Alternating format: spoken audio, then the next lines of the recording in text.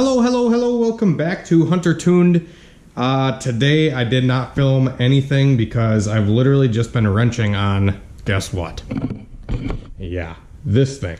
So, we actually did a lot of work to this thing today, and yesterday, and a couple days ago we were working on this thing nonstop. And just problem after problem, like you've seen in the last video, guys. Just issues galore with this car. But I'm hopefully, I shouldn't jinx myself, but I'm pretty sure this thing is good now. We actually ended up talking to the customer, and we worked out a deal with him where he was going to fork out a little bit more money, and he's actually donated his S300, and I'm going to be swapping it out with just a regular chrome chipped ECU.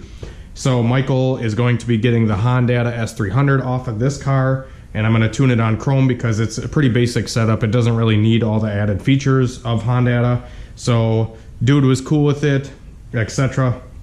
But we ended up working on this thing today, like I said, and I took everything back apart and I swapped in a VS Racing GTX 3582 journal bearing billet turbocharger.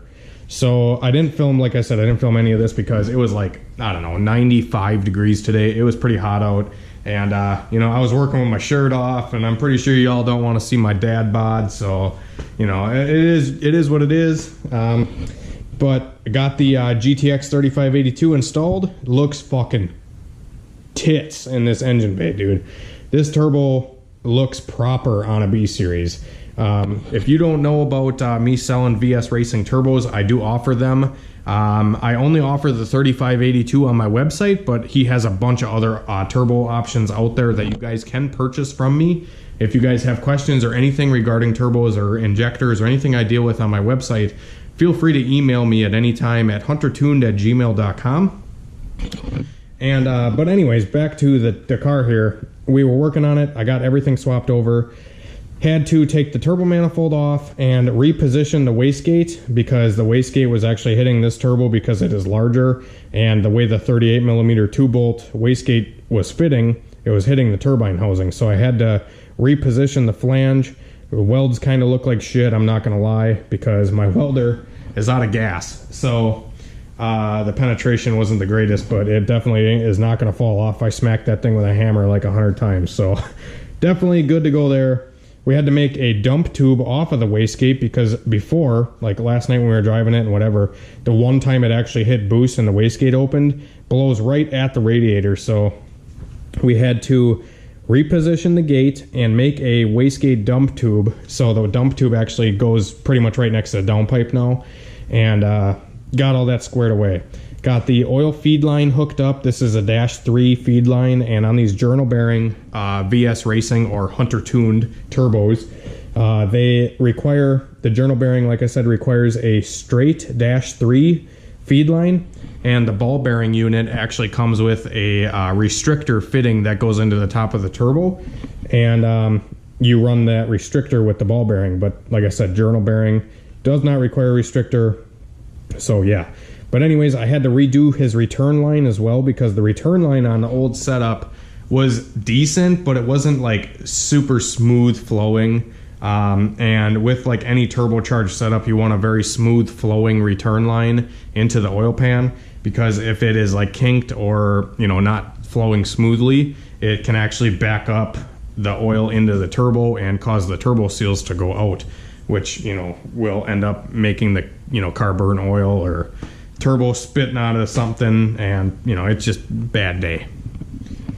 So I got a stainless braided hose onto there, got the fitting onto the back of the turbo for the drain, and we had to redo his intercooler piping because the shit he had on there was like literally like stock Audi or Volkswagen, you know, couplers here, which, you know, they work all right, but you know, with a turbo that actually flows some CFM and flows some air, you know, ditch that junk, you know what I mean? So we actually swapped out this intercooler pipe down there, like I said, off of Michael's car because it was his old piping that he was running. So we swapped that out, and had to tap the intercooler pipe there for wastegate reference. I usually like to do this. I like to run the wastegate reference line off of the intercooler pipe, so it gets it directly off the turbo.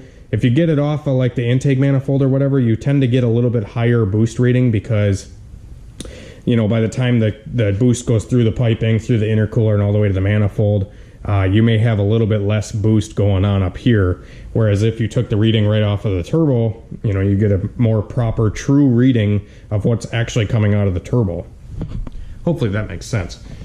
But yeah, so swapped all that out, made a new downpipe again, and yeah, this thing's running 100 times better.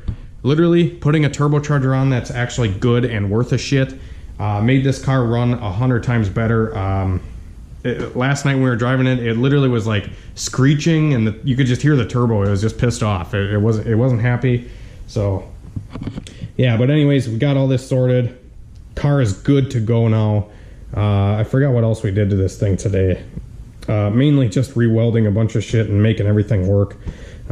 Swapping this new VS Racing turbo on. Also, I got to change this ground wire here. This is just like the chassis ground that goes from like where the headlights is here to the valve cover. My buddy Kurt Miller down in Madison with Dyno Tune Performance, the guy that's actually going to be selling me his dyno whenever I come up with the money. Still trying to work towards that and work towards getting some cash flow. But he always complains to me and he's like, bro, that fucking ground does nothing when it's on the valve cover right there. Because these valve covers are made of like aluminum or magnesium. I'm not exactly sure what metal they're made out of. But when you ground to like the actual cover, it doesn't do anything, according to Kurt, and I trust him. I mean, I've always ran them like right here and I've had no issues. But he always says to have a proper ground to the engine, you should always run it to the stud. So like this stud right here that comes out to bolt the valve cover down, you should run it to that because that stud actually goes through the engine and the stud is connected, you know, to the rest of the engine. So it's always best to run the ground to the valve cover here to a stud instead of like these, you know, like there's a you know, a threaded spot right here and a threaded spot right here. He always says to run it to there, but let me know what you guys think about that. Like I said, I've never had issues running it like the way this car is already set up, but Kurt always gives me shit, and he's always like, dude, run it to the stud. So maybe I'll tune the car with it on the stud, and then I'll change it and see if anything really changes. I don't know, but whatever. So yeah, also I got a bunch of other stuff going on. I have a few ECUs I got sent to me. One of these guys, I forget what this guy's name is. Andrew sent me his ECU, so I have to chip his computer for a turbo H22 with a 550cc injector and send it back to him. He sent me his ECU, and I'm just going to pretty much reburn the chip that's in the computer to accept a 550cc injector and a turbocharged H22 just to get him rolling so the car starts and whatever. This is another service that I do offer. If you guys, like I said, if you have any questions, feel free to email me. But I got to do that guy's ECU, and then I also did another guy's ECU. Donnie is his name, I believe. That was also another H23 that he pretty much sent me his computer in, and the computer that he sent me, the chip that was installed into the computer was actually an older style chip that you can only write on one time, and then they're like bad. You can't rewrite them. It's stuck with the tune that's on there, and then you can't, like, you know, adjust it. So I actually gave him an updated chip from Xenocron.com. I have a bunch of Xenocron stuff up here, you know, that I always buy. These guys always have the best components available for chipping OBD1 Honda computers. So I got a chip out of this kit here, and I threw it in Donnie's computer, checked everything over, actually ran it on this car, make sure the ECU was good, and everything checks out with his computer. So I put an H23 base map on it, and that one's going to be sent out in the mail tomorrow as well. So yeah, but anyways, this car, like I said, it seems good to go. It's not smoking at all anymore, which is awesome. VS Racing knows what's up. The only other thing we have to do to the car before the customer actually picks it up is we have to retune the car. So I'm going to be retuning this thing on chrome, like I said, because the guy is going to be, you know, doing some partial trading here for the labor and whatnot that's gone into this car. We're going to tune it on a chip P28. But unfortunately, I don't really have a whole lot that are like ready to go P28s. So I'm actually in the process of chipping a P06 here, converting it to VTEC, and then we're going to throw this guy into this car and retune it. Also, Christian got his motor together here. This is the D16Y8 that we put max peating rods in, Viterra pistons in. It's just got super cheap, like $10 fucking engine bearings. Hopefully those things hold up. But he got everything all assembled here. He did a lot of it himself because I've been busy doing a lot of this stuff. Sorry, Christian. I just, we're just fucking busy, man. And, customers always come first, and then friends, and then myself. That's just how the dice rolls sometimes. But, I always try to look out for my customers as much as I can, especially when I'm new here and I'm trying to like build up a brand and build up Hunter Tuned as much as possible so we can get a shop and get a dyno and actually do this stuff like full time. I'm kind of already doing it full time, but I'd like to have a shop and an actual space to do all this stuff. But anyways, Christian, like I said, got his motor together. This thing's looking snazzy as fuck. He painted the engine block here with the old poop brown paint. I had some laying around for my CRX that if you guys remember that build, that was a totally dookie, rusted out pile of shit CRX, and I painted the engine bay poop brown, and I had extra paint laying around, so he painted his engine block poop brown. This motor also runs the decap 750s. Some of these decapped truck injectors actually flow a little bit more. I've had a couple I don't know, I've done the math 100 frickin' times on my injector tester that I run. I flow all the injectors at 58 psi, and the normal style truck injectors sometimes flow upwards of like 900 cc. Some of them flow like 650. So I give it a base of like, hey, these are 750 cc injectors, but some of them, like I said, flow like 900. The flex style injectors that I offer on the website also flow 1,000 or more cc on my injector tester. My injector tester, like I said, is set at 58 psi of base pressure, and with the flex injectors it flows 150 milliliters in 10 seconds. So that equation there, if you do the math, actually comes out to like 1,200 cc's. So I mean, I always say they're thousands, but I mean, I've made pretty damn good power on my setup with the B20 VTEC on quite a bit of boost, and like I said, they seem to flow at least 1,000 cc or more sometimes. So yeah, any misconceptions with the decap truck injectors? I'm just doing I'm just telling you guys what they flow from what my tester offers. Some other like fancy actual like $5 million injector testers may read differently and say they flow a little bit less, but I mean, at wide open, full tilt, 58 psi, they're flowing pretty good, guys. So I also got a bunch of transmission shit over here. I tore apart the transmission for my B20 VTEC that's going in my EK hatch that we put DevCon in the cylinders and whatever. I got a new transmission, so I got my old transmission torn apart. The second gear, third gear is worn out, so the engagement teeth that are for second and third gear are both like completely chewed. Once the engagement teeth wear down, the car is not going to go into gear like it should, and it's going to grind and just lock you out and just a bunch of other bullshit.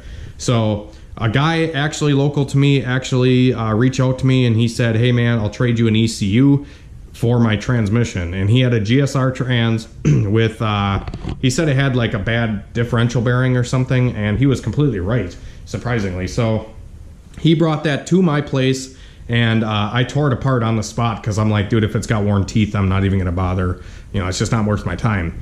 But I pulled his transmission apart, and these are the engagement teeth out of the transmission that I just picked up, pretty much trading for an ECU. As you can see, these engagement teeth for second gear are like brand fucking new. So this is super awesome. I can't thank that guy enough for hooking it up. So we got a good ass GSR transmission ready to go. I did the teeth count, all that stuff. So this is indeed a GSR transmission. Third and fourth gear are also literally fucking brand new. All the synchros look good. The synchro rings, all of it look you know, 100%. So that is fucking awesome. Like I said, I'm super stoked to actually have this setup back together. Yeah, super cool that I got a transmission now for my hatch. So once we get all these other projects finished, we can get my hatch back together and hopefully race it by like next Friday. I'm hoping. So, but yeah. Anyways, just a quick update video for you guys. Hopefully you enjoyed it, and hopefully you guys are a little bit more up to date on what's been all going on and what's been going on today with this car and all the other jazz, as I always say and people make fun of me for. But yeah, so anyways, thanks for watching the video, guys, and have a great night. Don't forget to like, comment, and subscribe. Share my channel out there to everybody you know, and any Facebook groups or anything to help the channel grow here. And I don't know, I've had a bunch of people ask me about doing a GoFundMe for the dyno, and like I said, I just don't know how I feel about it. Honestly, I feel like there's quite a bit of support on the dyno thing, so it's not out of the question that I do a GoFundMe, but like I said, it's just kind of something that, you know, I don't feel 100% comfortable with. So we'll see how I feel in a couple days. Maybe I'll start a GoFundMe and see how it goes for the dyno. But like I said, I'd like to work for it myself. But I don't know. You guys let me know what you think down in the comments. And have a great rest of your night.